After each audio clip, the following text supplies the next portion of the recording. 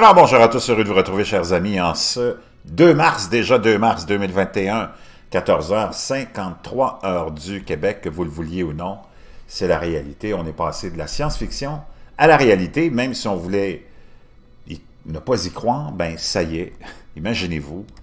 Le premier hôtel spatial au monde va commencer à être construit en orbite terrestre basse en 2025, imaginez-vous, avec des restaurants, des cinémas et des chambres pouvant accueillir jusqu'à 400 personnes. Des experts d'Orbital Assembly Corporation prévoient de construire le rouet intérieur à l'aide de robots en orbite terrestre. Des pods individuels seront ensuite lancés pour se fixer au bord extérieur de ce rouet. Les pods comprendront des chambres d'hôtel, des cinémas, des bars, un spa et des restaurants et pourraient être, imaginez-vous, vendus à la NASA. Jusqu'à présent, aucun détail sur ce qu'il en coûtera pour le construire ou rester en opération n'a été révélé par l'entreprise. Les travaux devraient commencer sur le premier hôtel spatial au monde en orbite basse terrestre en 2025 et il sera équipé de restaurants, d'un cinéma, d'un spa et de salles pour 400 personnes. Développée par l'Orbital Assembly Corporation, la station Voyager pourrait être opérationnelle dès 2027 avec l'infrastructure construite en orbite autour de la Terre. La station spatiale sera un grand cercle et tournera pour générer une gravité artificielle qui sera réglée à un niveau similaire à la gravité trouvée à la surface de la Lune. Complètement hallucinant, mais c'est ça. L'hôtel de la station Voyager comprendra de nombreuses fonctionnalités que vous pourriez attendre d'un bateau de croisière, notamment des restaurants à thème, un spa et un cinéma, rien de moins. Imaginez-vous, il comportera une série de pods attachés à l'extérieur de l'anneau rotatif et certains de ces pods pourraient être vendus à des sociétés comme la NASA et l'ESA pour la recherche spatiale. On a ici développé en imagerie à quoi ça pourrait ressembler. Wow! C'est incroyable, mais vrai.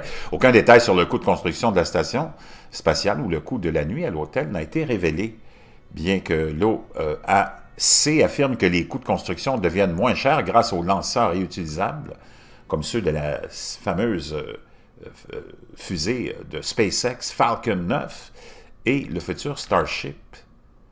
Wow! Imaginez-vous, la station spatiale sera un grand cercle et tournera pour générer une gravité artificielle qui sera réglée à un niveau similaire à la gravité trouvée à la surface de la Lune. Wow! La station spatiale de la classe Voyager sera composée d'une série d'anneaux avec un certain nombre de modules attachés au plus à l'extérieur des anneaux. Certains de ces 24 modules seront gérés par la Gateway Foundation et concerneront des choses comme les quartiers de l'équipage, l'air, l'eau et l'électricité. Ils comprendront également une salle de sport, une cuisine, un restaurant, un bar et d'autres installations essentielles pour les personnes devant séjourner à la station à plus long terme. Vraiment luxueux en plus, hein?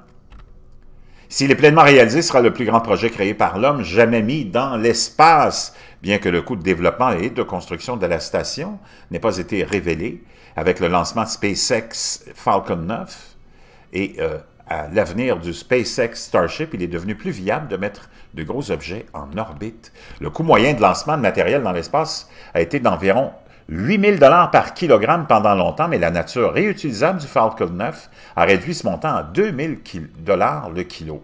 Et SpaceX prédit que Starship le portera à quelques centaines de dollars. Wow! Vraiment, on peut voir ici un aperçu de la salle d'entraînement. Wow! Un grand gymnase, restaurant. On en est rendu là, chers amis. On en est rendu là. Je vous laisserai le lien dans la boîte de description. Il faut s'y faire. On est rendu dans ce genre de réalité. Je vous reviens.